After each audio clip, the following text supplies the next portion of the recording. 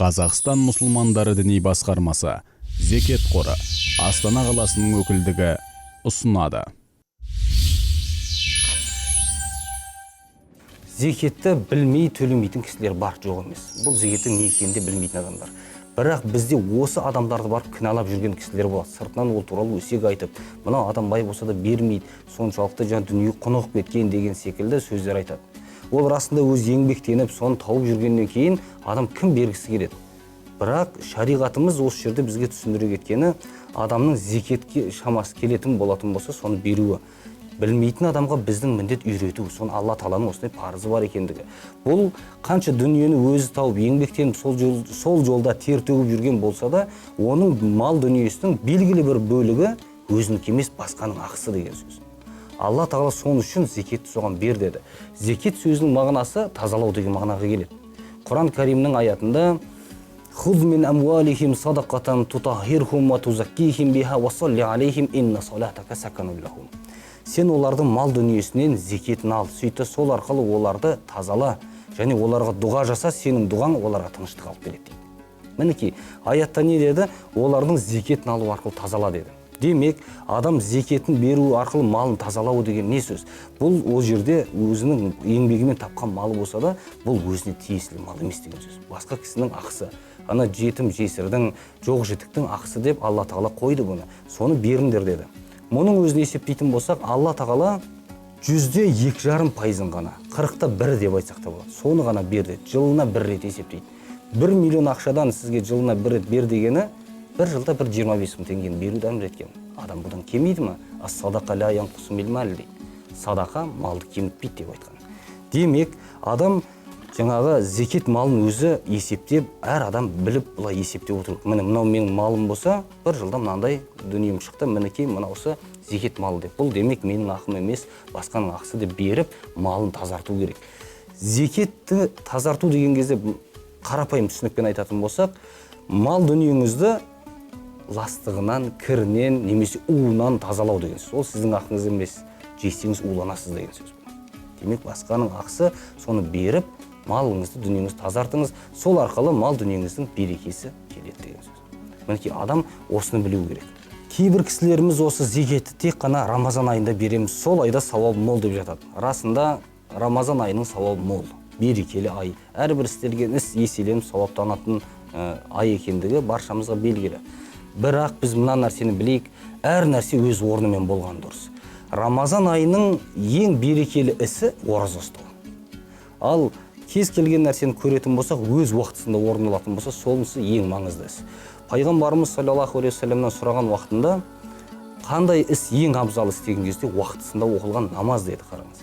Рамазан айында ораза ұстаған адамнан артық істеген ешкім болмайды дейді. Ең қайырлысы ораза болса, зекетті беру болса, Рамазан айына қалдыру шарт емес. Адам қай уақытта мал дүние қолына түсіп, байыды, сол күнді белгілеу керек, сол күн келген уақытта беріп тұру керек. Демек не екен? Рамазан айында берілу емес, оның бұл парыз болғандықтан уақыты келген кезде берілу, сол ең абзалысы болады. Сол уақытысын бекіткені жақсы адамдар. Сөйтіп, мен шамамен мынау айдың ішінде дейік, мысалға ақпан айында, не наурыз айында байыған болса, осы айдың ішінде мынандай күні деп күнін білетін болса, қолыма дүние мүлік түсті, міне содан бастап менің ісім алға жүріп келе жатыр деп өзі есептеп, сол мал дүниесін сол бір жыл өткен уақытта сол күні есептеп, зекетін бергені ең дұрысы болып есептеледі екен.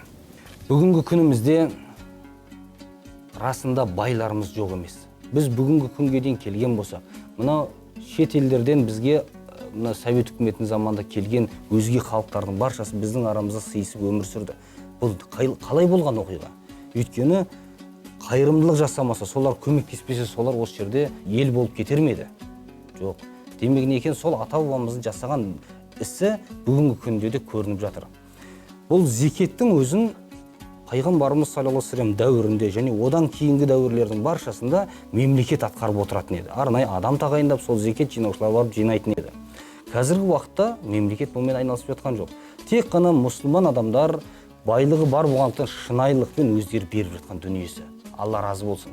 Бұл істі қазір ешкім қадағаламаса да, Алланың көріп тұрғандығын сезіне отырып жасау деген бұл ең үлкен істерден. Бұл істері расында ерлік деп бағалауға болады. Өйткені ешкім қарамастан, бұлардан ешкім есеп те алмайды, бірақ өз еріктерімен жасап жатыр. Міне кейіңіз қарайтын болсаңыз, қазіргі уақытта да бұл істі жасап жатқан қаншама бай ағаларымыз, қалталы азаматтарымыз болатын болса, бұлардың істері әрине берекелі. Өйткені Алла тағала бұлардың берекесін арттырады.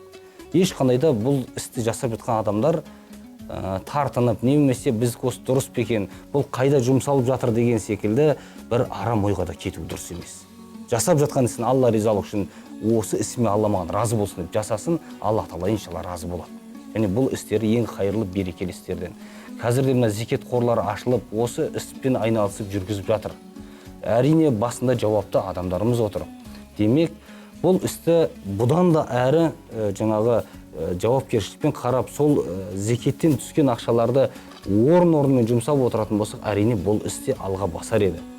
Әрі бір айтар нәрсеміз, бұл ағаларымыз өз еріктерімен зекетін беріп жатқандығынан, зекетін берген уақытта көрсетіп берсін керек болса. Қазіргі уақыт сондай уақыт көрсетіп беру керек болған. Мінекей мынау менің малымның зекеті деп көрсетіп берсін. Оны көрген кісілер бұл не нәрсе деп сұрайтындай болсын. Сонда міне бұл зекет парыз, намаз секілді, ораза секілді парыз, бұл садақа емес деп. Соны көрген кезде жаңа адамға үлгі болады. Және парыз нәрселерді ешқашан рия деген көрсету үшін істеді, мақтан үшін істеді деген нәрсе жоқ. Бұл парыз нәрсе әрбір адамның орындау керек екен. Осы нәрселерді ескере отырып жасасын иншалла. Және бұл зекет беріп жатқан қайырымды ағаларымызға да Алла тағала разы болсын дейміз. Істеп жатқан іс-әрекеттеріне Алла тағала берекесін берсін дейміз.